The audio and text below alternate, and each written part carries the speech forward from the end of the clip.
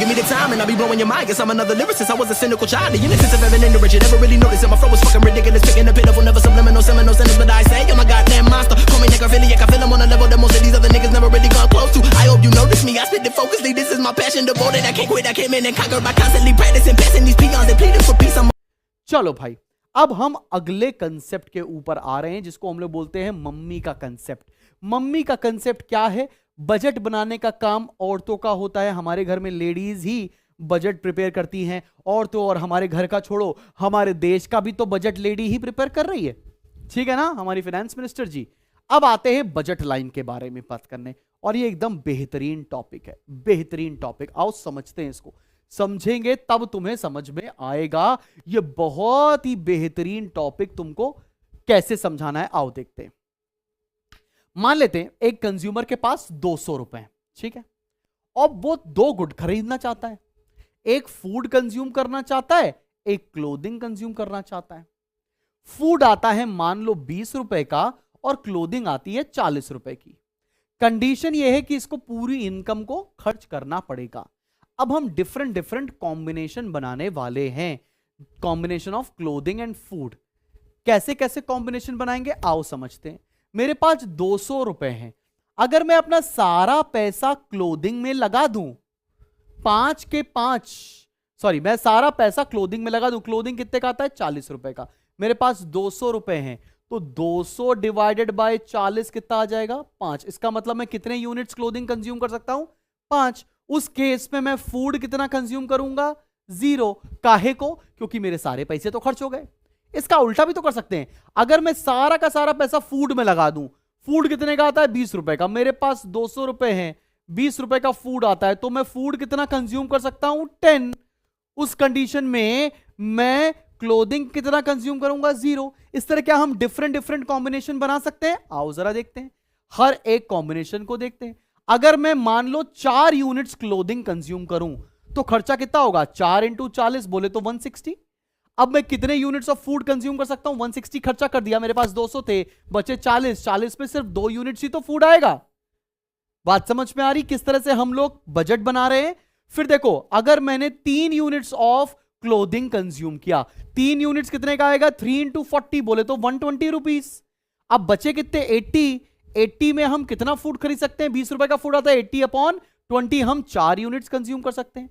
Similarly अगर मैंने 2 units of clothing consume किया, तो मेरा खर्चा कितना हुआ? 2 इंटू 40, 80 रुपीज। बच्चे कितने? 120 को फूड कितना कंज्यूम कर सकते हैं? 6 यूनिट। तो ये जो हमने कॉम्बिनेशन बनाया है, इसको हम लोग बोलते हैं बजट सेट। इसको क्या बोलेंगे? Budget set. और इसी बजट सेट को अगर हम एक ग्राफ पर बना देते हैं, इसी बजट सेट को अगर हम बेटा एक ग्राफ पर प्लॉट कर देते हैं, मान लो इसका नाम है KL, तो ये हो गया हमारी बजट लाइन। ये कौन सा कॉन्सेप्ट निकल कर आया? बजट लाइन का कॉन्सेप्ट। बात समझ में आ रही सभी लोग को? सब बच्चों को बात समझ में आ रही है?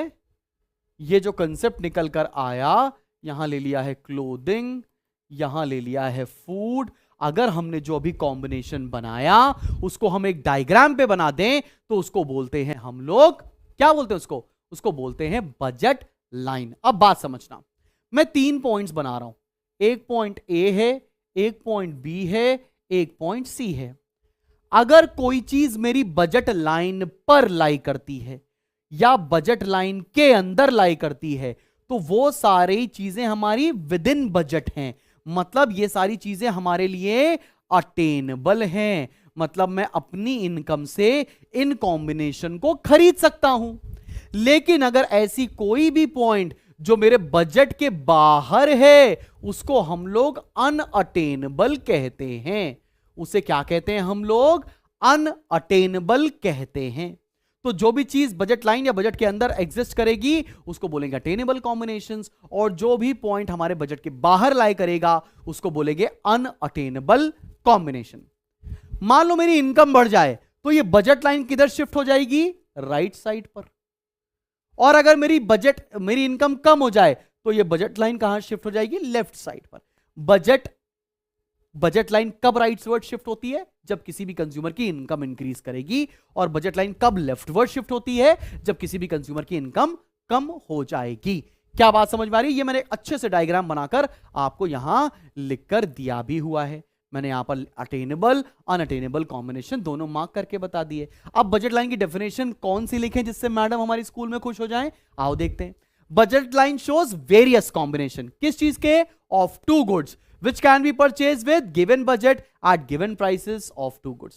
given income में, given prices of two goods में वो कौन सा कॉम्बिनेशन इसको हम कंज्यूम कर सकते हैं, उसको अगर हम एक ग्राफ के ऊपर बना देंगे तो उसको बजट लाइन कहेंगे। सब बच्चों को समझ में आया? चले बढ़े आगे, चलो बढ़ते हैं। बजट पार्टी हमारा इसी में अगला टॉपिक है प्रॉपर्टीज ऑफ बजट लाइन। तो प्रॉपर्टीज ऑफ बजट लाइन पहला क्या है? It is a negatively sloped line. Negatively slope line किसे बोलते हैं? जो लाइन ऊपर से नीचे की तरफ आएगी उसे नेगेटिवली स्लोप बोलेंगे।